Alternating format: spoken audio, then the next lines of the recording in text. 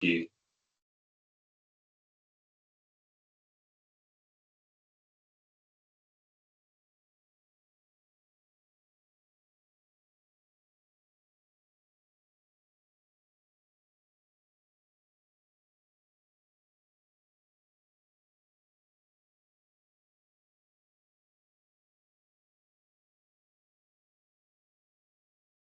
Virgin, I made that 7 o'clock, so if you could start the live stream, confirm it's started, and I'll start the meeting. We are live.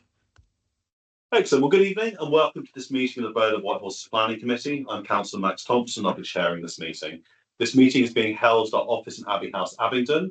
Voting members are here in person as required, but officers and public speakers are able to join remotely if they wish through Microsoft Teams. The meeting is also being streamed live on the Council's YouTube channel for public viewing. I have 5 housekeeping announcements. Firstly, for those joining remotely, when you're not speaking, please ensure your microphone is muted and your camera is off. If you share a presentation on the screen, please stop sharing as soon as it's no longer needed. Public speakers must have their cameras on and must have their cameras off and be unmuted when addressing the committee or answering questions of clarification in their designated slots. Number 2, for those who are here, evacuation procedure. In the event of an emergency, please evacuate the building by the nearest exit, which is in the corridor immediately to your right, and please assemble at assembly point 9. On arriving at this meeting, you should have read the emergency evacuation procedure and signed the fire register. Please inform Democratic Services if you have not done so. 3, mobile phones, please silent or off. And then 4, when the meeting has ended, I will ask for confirmation the live stream has ended. At that point, please make your way out of the building, remembering to sign out as you leave. Just a final point from me. This is a meeting in public, not a public meeting. And I ask that members of the public attending, both those in person and those virtually, ensure they do not shout out or disrupt the committee's deliberation outside of those who've registered to speak in their designated slots. Perfect. Right, move on to apologies for absence. Emily Barry, do we have any apologies this evening? We do. We have apologies from Councillor Mike Pickhill.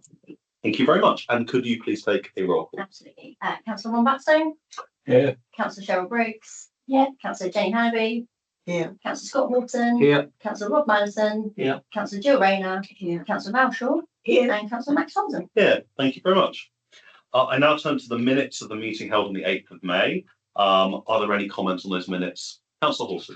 Yes, Chair. In the item on 134 Cumnor Hill, there's in the 4th paragraph, it says that the access is from Chorley Lane to the west, which is not what was shown on the plans for that item. It was access from Cumnor Hill to the south. Okay, thank you very much. So we'll amend those and then I'll sign them as a correct record of the meeting, unless anyone else has any other comment on those. Perfect. Well, with that amendment, can I have a proposal that we accept those as the correct record of the meeting? Councillor Horton, thank you. And a seconder, Councillor Hannaby, thank you very much. Those in favour? Those against? Any abstentions? I wasn't here. I abstained. Perfect. So almost unanimous, not quite. Perfect. Item 4, declarations of interest. I don't believe there are any this evening. Perfect. Item 5, urgent business. Emily Hamilton, do we have any urgent business tonight? No, Chair. Okay, perfect. And then finally, public participation. I confirm we have 3 speakers who've registered to speak on the item we're discussing this evening. We also received a number of statements and before the meeting, which have been read and circulated amongst the committee, and we may make reference to in our questions or indeed in the debate. So now with that, I turn to our one item this evening, which is 25 Orchard Way, Harwell. Sarah, I believe you're presenting this one. Thank you very much.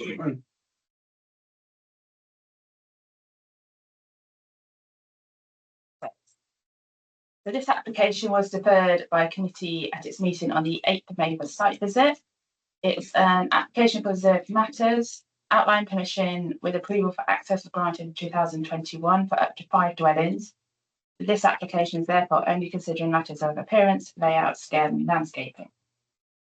For where an update since the previous committee, there have been 4 further representations received on the application, objecting to the height of the development and raising issues such as congestion and lack of parking and impact of traffic, similar to the previous objections which have already been previously covered in the report. Also, following discussion at the previous meeting, it is also proposed to update the wording of condition 4 to include the words secure and covered for the cycle provision. So condition will now word as I've put on the screen, secure and covered provision for storing of cycles. Also, following a question raised at the site visit about the management of the hedge along the recreation grounds, it's been clarified that public areas of the site would be most likely managed by a management company. So it's also suggested to include a further condition requiring details of the long-term maintenance and management of the planting in these areas to ensure they are appropriately managed long-term. And here's some suggested condition, wording for condition for that as well, for committee to consider. So I'll now run through the plans again for you. So it's a location plan. It's on the sort of edge of the recreation ground itself. Yeah, photograph. So as it's 5 dwellings on the site, the one at the front is to be a single story with the 4 behind to be 2-story. So this is the one on the front, single story one. And then plots 2, 3, and 5 would be this style of housing. And plot 4 would be this one. And that's the garage for plot 3. This is the boundary treatment plan, showing the fences and the hedges.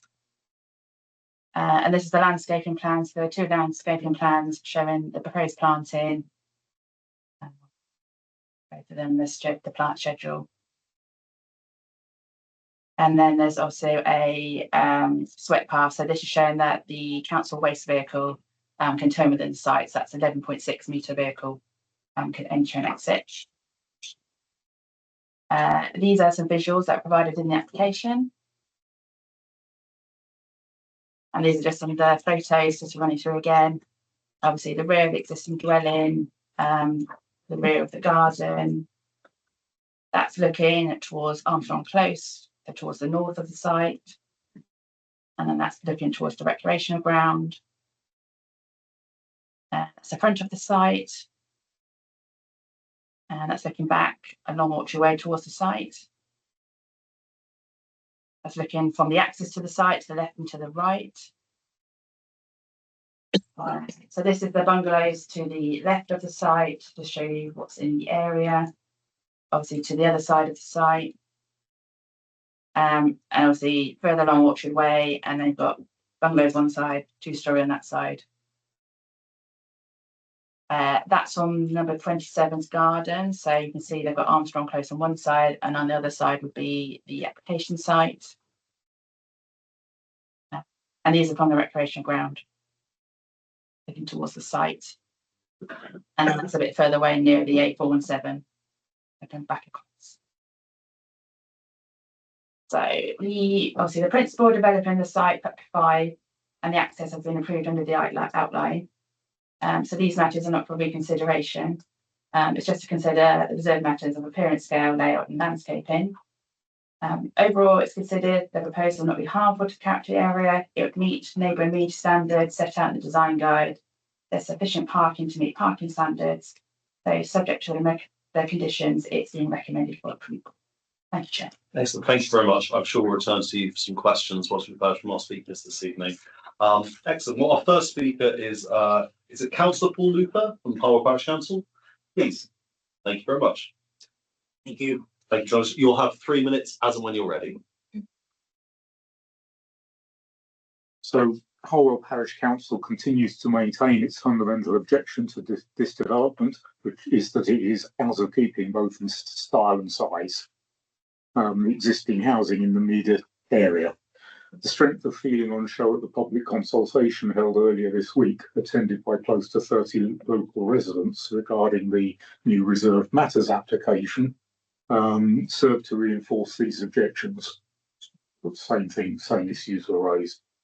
The only similar buildings in the area are those in the Feltham Development's earlier project at Armstrong Close, which, by their own admission at that meeting, are out of proportion to the surrounding area. Should, however, this committee be minded to grant planning permission, HPC request that conditions be attached around the production of a construction plan that specifically addresses local residents' concern, strongly expressed at that public consultation earlier this week. These arise from the experience of the construction phase at Armstrong Close, which, again, by Feltham Development's own admission during that public consultation, caused unacceptable disruption to local residents. These conditions should include the safety of the local residents, particularly regarding school children walking and cycling to and from the local nursery and primary school, ensuring that all deliveries can and do take place on site, and that the main supply road within the site is built before any other construction work commences. This is to ensure that there is no repeat of the mud bath that was created during the construction of Armstrong. All construction vehicles should be parked on site, not on Orchard Way. There should be a schedule of when construction work starts and ends each day. All fairly normal stuff. The arrangements are made to protect the tree roots of the tree just outside the site, so on the boundary of the site and the recreation ground. That there should be some form of liaison with the local primary school over any events that take place, so that there can be sensible arrangements to ensure the kids are safe. And any damage caused to Orchard Way is remediated. I think that's it. That's all I need to say. Excellent. Well, thank you very much, Councillor Luke. There may be some questions of clarification. So let me just check. Are there any questions of clarification? Yeah, I'll say thank you very much for your time this evening. Thank you. I now turn to Jez Hawthorne, who I believe is speaking against this application.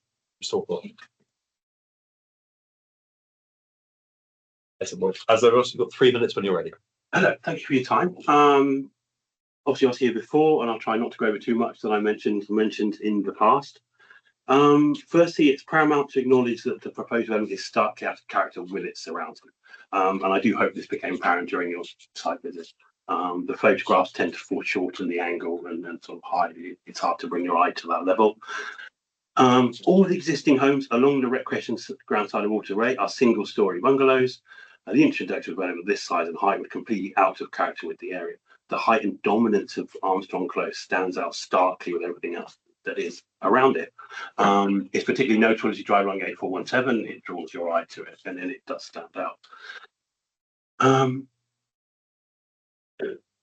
The plans provided fail to adequately depict this stark contrast, particularly high, the photographs show particularly high tree height angle, and also they're not very close to the eye level and the hedge line of all the photographs taken of the recreation ground are from the opposite side, the A417 ground, which does again foreshorten the effect that they would have.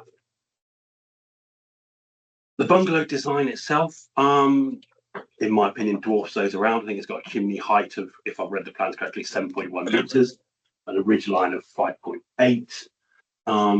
A quick scan of plans, the two-storey houses built in the 1950s on the other side, they're only about 6.3 meters, so it's nearly the height of the two-storey houses on the other side of Orchard Way.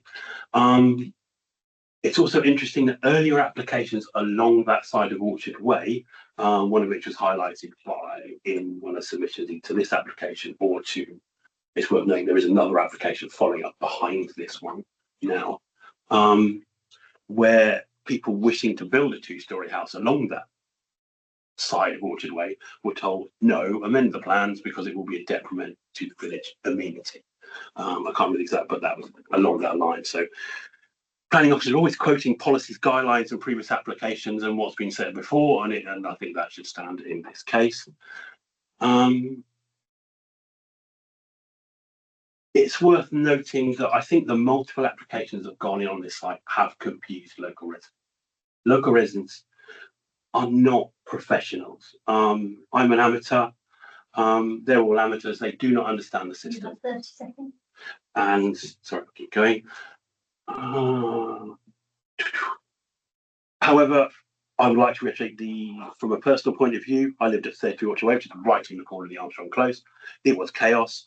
That an effective construction plan should be put in place and should be in the conditions at a bare minimum. Should specify parking on site for all contractors, room for delivery taken on site, not from the road, large vehicle movements out of school hours, with a central holding area for one delivery time. And this should be enshrined as a planning condition so we can hold the developer to account. Thank you very much, Mr. Hawthorne. I'll ask any questions to you. Are there any questions? I can't see anything. Thank you very much for your time here this evening. Thank you. I now turn to our final speaker on this application, Mr. Sean Bates. Mr. Bates. Chair, thank you. Good evening. No, you're very welcome. You have 3 minutes, as with everyone else, when you're ready. Indeed. With reference to the meeting on Monday, it was somewhat overdue and it was very constructive. We spent two hours together, the community and ourselves. Paul and Jez were also present. We took our medicine, which thoroughly deserved, and but we also had constructive dialogue, and we agreed that there are 2 things here. The construction management was sadly lacking with the earlier development, and I could mention all sorts of reasons why that was the case, but it was completely unacceptable. We did approach the planning officer after that meeting and ask that there be a condition that helps us to control the site. The other matter that we agree with is that we don't want a repetition of Armstrong Close upon the park. That isn't the design intent, and that hasn't been the basis in which we've engaged with the planning officer. We agree that Armstrong Close is quite dominant, more so than we expected. We think it's quite nice, but we recognise that shouldn't be repeated upon the park. So we set about designing houses that are smaller, lower. They're a softer style. They're a style that's more respectful of the locality and that seek to bridge the difference, if you like, between new and old. And we've sought to introduce soft landscaping that creates a sort of a transition area. I think the main problem that's observed from the rec currently is that Armstrong Close presents to the park, and it was never intended to present to the park, and it's the rear ends of buildings, and it's all a little unfinished. So everything that we've tried to do recently has been to address that. And in response to the multiple applications, etc. I should say there was a period of time where we'd actually sold this site, and others were actually bringing it forward. And so we've since then taken back control and sought to do things in a more civil way. Thank you for your time. Excellent. Well, thank you very much, Mr. Bates. I'll just ask for any questions for you from the committee. I can't see any, so I'll say thank you very much for your time this evening. Okay, perfect. So now I ask members of the committee if they've got any questions for our officer, for Sarah Green. Has anyone got any questions for our officer? Councillor Madison. Thank you, Chair. We just heard some comments about the difficulties in constructing the buildings at Armstrong Close, particularly regarding heavy vehicles coming in, deliveries, that sort of thing. Is there a condition for a traffic management plan with this application? There isn't at the moment, but if committee wish to add something along that lines, they can do. I probably suggest specifying what exactly it is you want within that construction management plan. I would probably suggest we can look at times of delivery, drop-offs. Yeah. That's on deliveries, demolition. Sort of banksmen being provided for any turn-in of vehicles. Yeah. You can do construction hours probably within that. Normally they are normal construction times are around house are there on our website. If you're 7:30 till 6 Monday to Friday, 8 AM to 1 PM on Saturdays is normally the general what's considered acceptable in terms of construction times.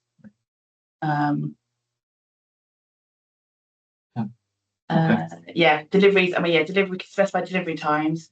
Normally, we can also specify their outside school hours for that as well, so you're not getting construction vehicles with school times.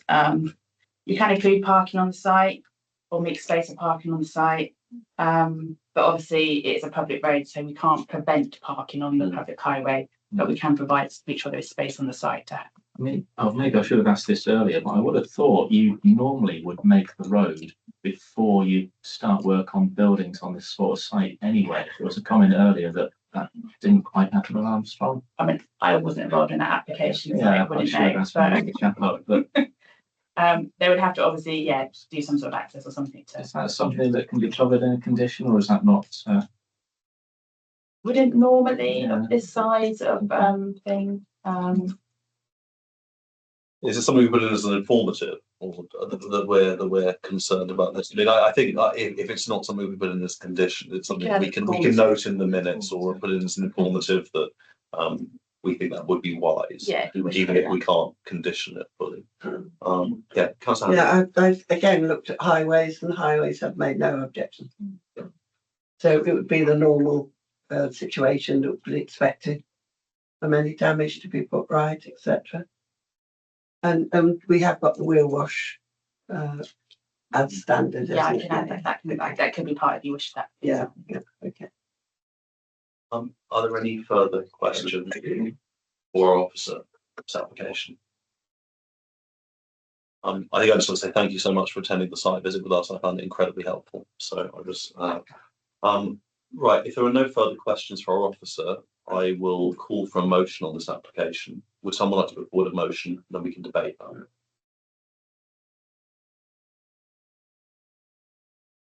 So, Councillor Batson.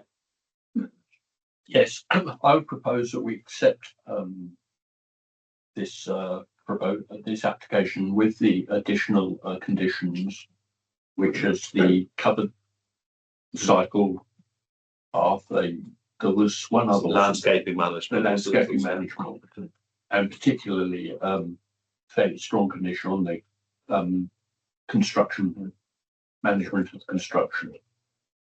I think on that basis, I would propose that we accept the application. Do I have a seconder for that motion? Councillor Madison. Okay. I open the floor to debate. Does anyone want to say anything on this? That's happening. Yeah, again, I'm sorry that I didn't attend the site meeting because I sent my apologies, but I do know the area, etc. And I have read again the differences on height, etc. And what the officers have required, and that's been put in place. We've heard a generous admittance that the first lot of houses were not perhaps built, and the village was put under quite a lot of strain by the sound of it. And we've heard that, and we've heard that will be better.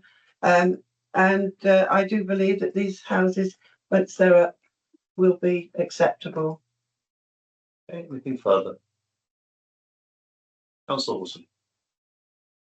Yeah, I also found the site visit very informative. It gave an awful lot more context than what's available simply through looking at the plans or through Google Maps and such.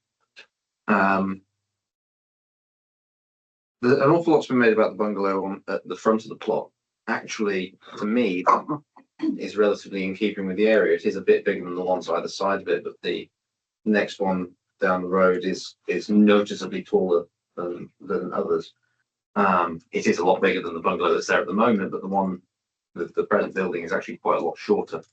What concerns me more still is the height of the remaining buildings, and the amount that they impose over the recreation ground. And I'm still not certain that they are in keeping with the rest of the area. Would anyone want to say anything further? Okay, well, before we vote on this or maybe some final comments, Emily, would you like to come in just with some clarity on the condition that we're proposing to put? Yes, because I think the construction plan condition is quite important from what you've said and also from what the public speakers have said. Yeah. So if I could just run through the details of that and ensure you're happy with this. So we would have one that can cover delivery time limits, and that would be identified as only happening between 9:30 and 2:30. Yeah. So that would avoid school children on their way to school.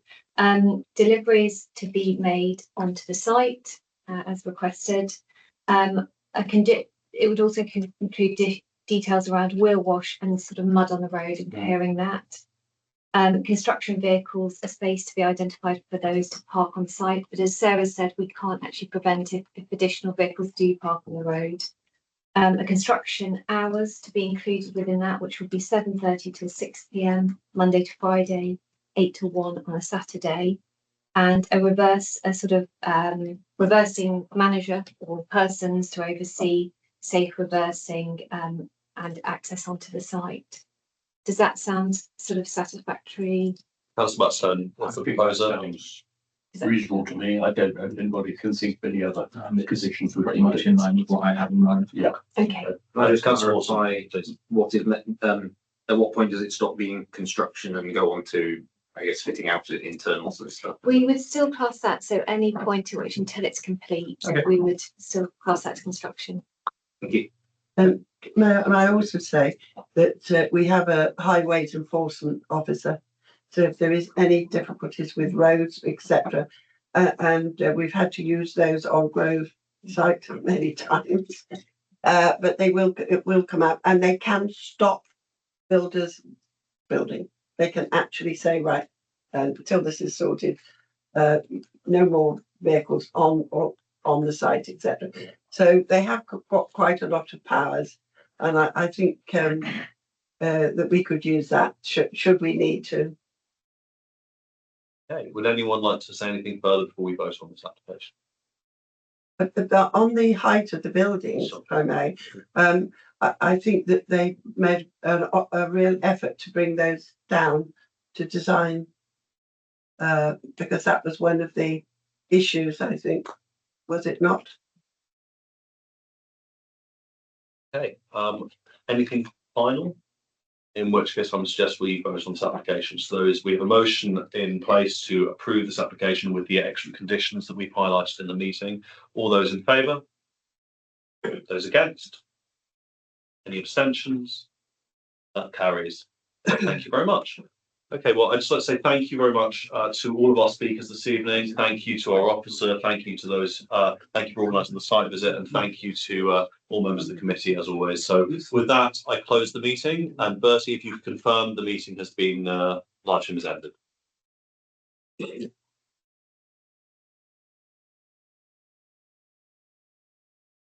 The stream has ended. Thank you very much, Bertie, and thank you everyone for attending.